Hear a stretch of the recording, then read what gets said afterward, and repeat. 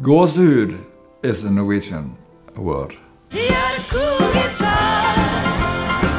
He was a natural star. He could play, he could sing. He had that country swing.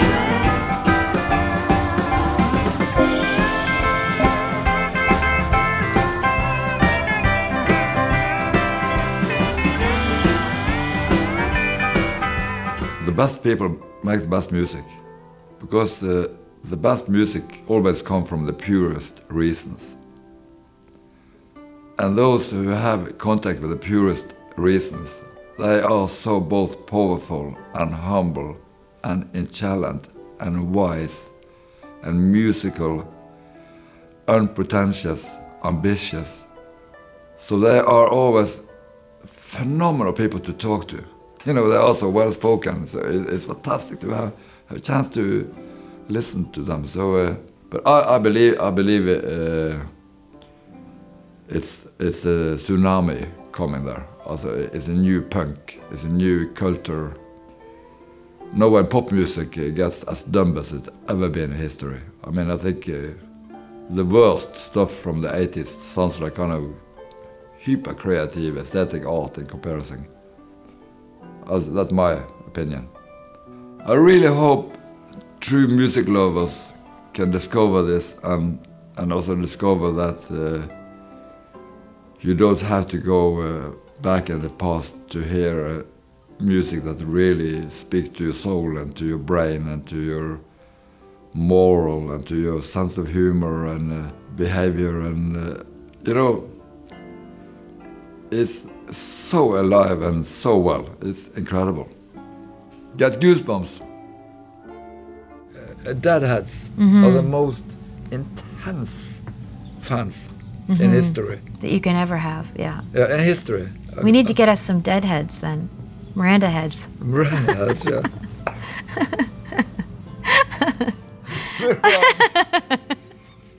Oh no, you're gonna start laughing.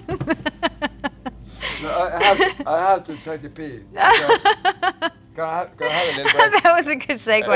Okay. A pee and a cigarette, okay? Okay, fine. This is incredible. I'm holding on to California through my cactus collection and you. Well, that's all she wrote on the postcard she sent, though she drew lots of cactuses too. With my name and address, with her love I was blessed, and like love I've never ever sat down and tried to make a song. No. I've But never had that I can really hear in the songs. Oh, that there's no struggle to them. Yeah. Well, because all the struggle comes before the song needs to come out. All the most people, I'd assume that most people struggle to write songs because most people don't need to write songs.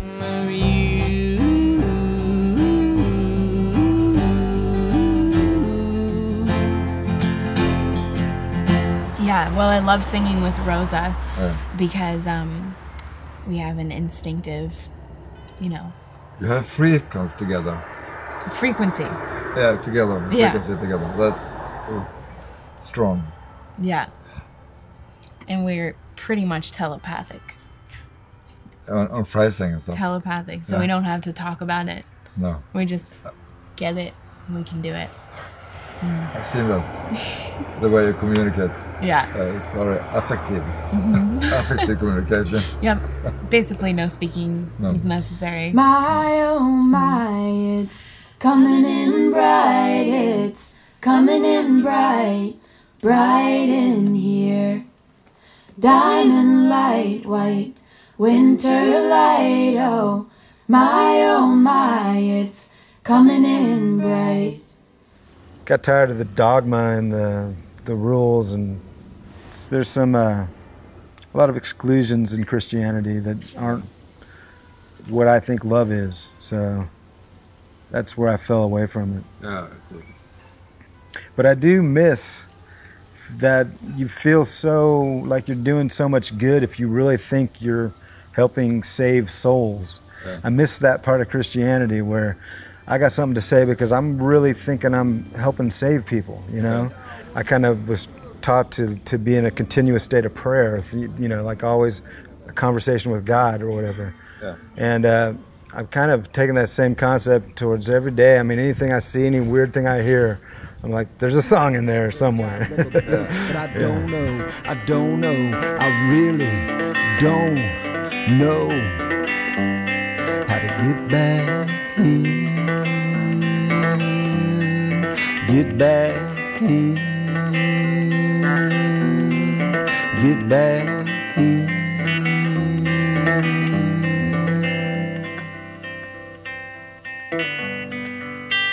Well, I was sitting on my front porch watching the airplanes up in the sky. I went a long time, a pal of mine, he didn't wave as he walked by. He had a guitar over his shoulder, a gunny sack underneath his arm. I said, hey Steve, what you trying to... It was expected that we were gonna learn an instrument. Yeah, it wasn't a question of if, it was a question of which instrument were we gonna play. I wanted to play the bagpipes when I was about 10 years old, and I said that's the instrument I want to play. And they said anything but the bagpipes.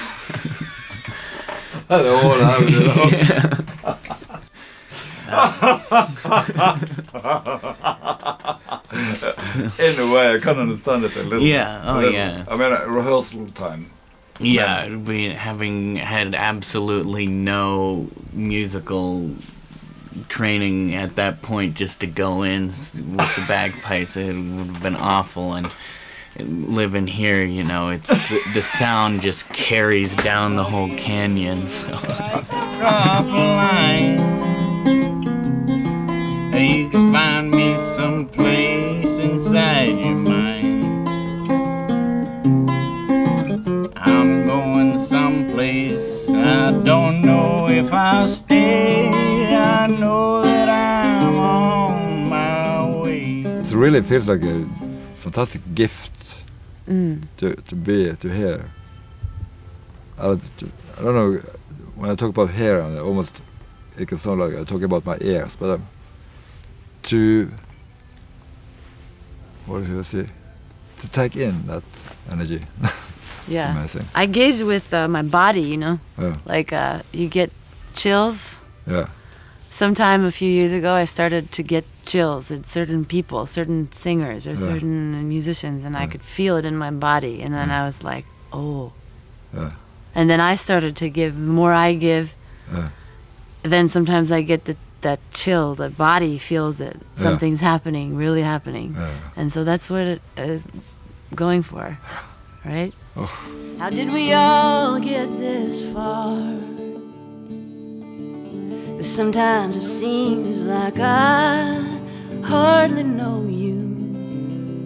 Yeah, that's how it seems. That's how it seems. That's how it seems. That's how it seems. I think after waiting for a long time, kind of waiting, hiding away in various places, then it just finally is coming out, and so there's an intensity to it. Can you feel the power at yourself inside yourself? Yeah, I feel it. Amazing. Yeah, I feel it, and it's pretty awesome, pretty mysterious. Yeah. Kind of shocking, even to me. Yeah. You've got some answers to all unposed questions, and you've got suggestions that nobody needs, and you've got your kisses, they're saved up like pennies, they're doled out like half-hearted or well-meant good deeds. You've got your rain clouds, you've got your storms, and you've got your contacts, and you've got your crumpled up. Your grandfather was a huge writer. He wrote for Duke Ellington.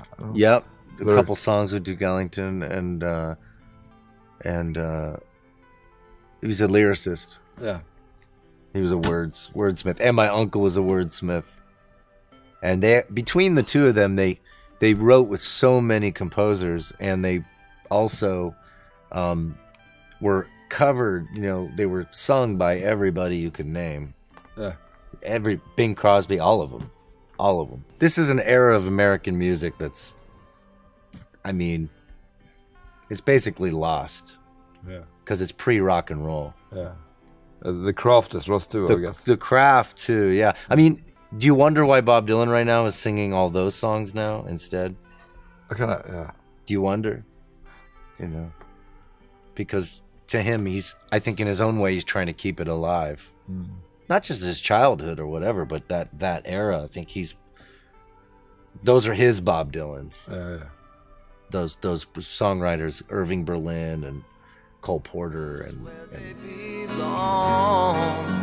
you've got your headaches, your heartaches, and your traumas. Yeah, just the right dramas to fit the right song. It's been a while for me, personally, to feel this stoked about music, about playing music. I was pretty much retired from music, you know, from really like bands, that band format. But now it's like, it's a joy, man, because it's not just that we have, we made a great record and music. I think it's like the community and the family that's around the band. And I think it comes from playing in bands with my brother growing up. We're family. We had our own, we started playing in 1980 together. You know, we started our first, but we're brothers, so brothers react like they love each other more than anything, but also they can weather all the like hardships that you have being in a band. Do you know what I mean? And you know you have somebody who has your back, you know? So it's like, it's not just musically, it's just like you gotta go out on the road and be together, but the main thing is the music, and that's, I think, what we got together. I mean, everybody's, you know, we're not really related, but rock and roll makes us related, you know what I mean? It really does. In the desert there's 1,000 things I wanna say, stretched across the river rock where the waters once flowed through. The sunlight on our faces, the pictures rolling by. I'm afraid of my shadow, radioactive oceans and rainbows that swirl in a tide. But I'm not afraid to speak of the darkness, for it has been brought to light. I bought my first guitar myself at a garage sale, and I began learning the chords on the guitar. I had a harmonica holder that I would play harmonica with, and it taught me music theory because you have to have the key of the harmonica. Yeah. And then later I learned like the 1, 2, 3, 4, 5 chord, and that opened up a whole world for me. And then the major substitution chords of how to meander and change and play with sounds and chords and melodies. Also following my ear and listening to classical music and the way strings would work, or even, you know, Eleanor Rigby, how does that work? The cellos are going one way and the violins are going another. You studied all that stuff. I just would listen. I just let myself start to, if I loved a song, I would try to find out why. Yeah, same thing. It's the best classroom, That's people. what you do. If you want to know. Find a song and figure out what are those elements that make this something beautiful to me. It's incredible to hear you say that. Yeah. California, don't throw yourself to the sea, for you were never unwanted.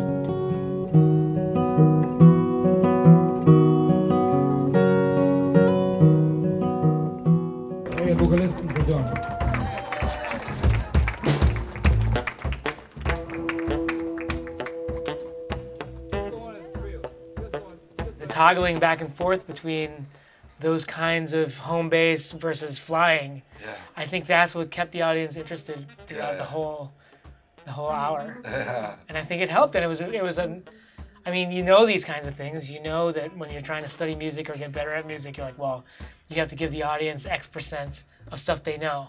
Yeah. And you have to give them X% of stuff that they don't know so that they stay surprised and they stay engaged. And last night was really eye-opening because there was the band seemed to strike a perfect balance between those two different, sometimes at odds kind of ways of making music. And so it was really satisfying to see the result kind of come together without even rehearsing that much or talking about it over too much or thinking too hard about it. It was really nice.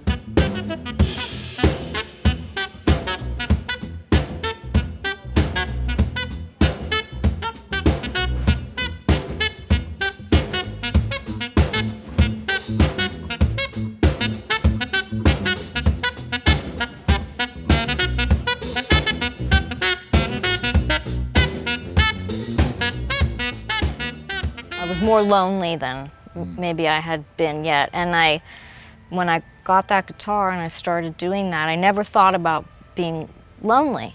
No. You know, I was so sort of involved and consumed by that. It was such a great thing. I could be alone, but not really, you know. And I remembered I didn't know how to tune a guitar. And I was living in New York at the time, and so I would feel so desperate to be able to play it, but I could hear that it was out of tune, so I would go outside and I would find a club where there were musicians playing, and I would ask them to just tune my guitar. I would go back home so I could finish writing. Yeah. Beautiful story. Underweight in the street, hot with grief, begging please don't cut my trees, please don't take my trees. Go help someone. Maybe you want to tell a little about it. About how the song came about? Yeah, Rasna. Well, about 9 years ago, I lost my lover to suicide. I was on my way to Denver to work a job as a bartender, and I got the news outside of Denver, and my friend drove me all the way back to Los Angeles. And there were these torrents of grief that would just come out of me at times, and I would get very calm, and she would hold my hand and play music for me. And we finally made it back to Los Angeles hours later, and it was like my world had just exploded. And I finally, you know, I laid down in bed and I was able to get some sleep, and I woke up the next morning, and instead of my lover being there, there was my pen and paper. And I wrote, rest now, sweet angel. If I have to continue living without you, then you have to promise me not to suffer no more. Rest now, your journey's over. Rest upon that peaceful shore. Rest now, your journey's over. Your spirit free. Suffer no more. Well, you died on Easter Sunday. And now it's become a celebratory song for me. It's not sad anymore to me. No. Because no matter what, whether we lose somebody through old age or suicide or some tragic accident, we have to go on. It's true. Because if we give up, then who's there for the generations below us? My nieces and my nephews. So you have to be diligent with it. And so I was a warrior to stay well, to say, I'm not going to let the challenges that we have in life and the oppression that we have from other people destroy me. Other people may go out like that, but not me. I'm not going out like that. You think the music was a good therapy? Oh, it was what kept me in line and kept me focused and on being as healthy as possible. That's me.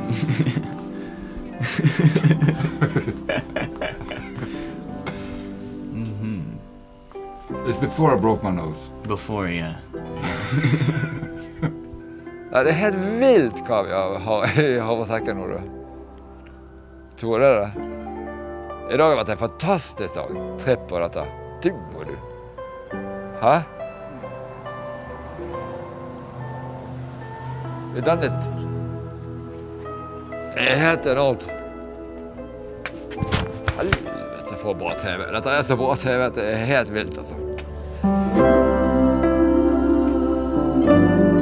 To get goosebumps, the smoother muscles has to be involved, and you can't control it.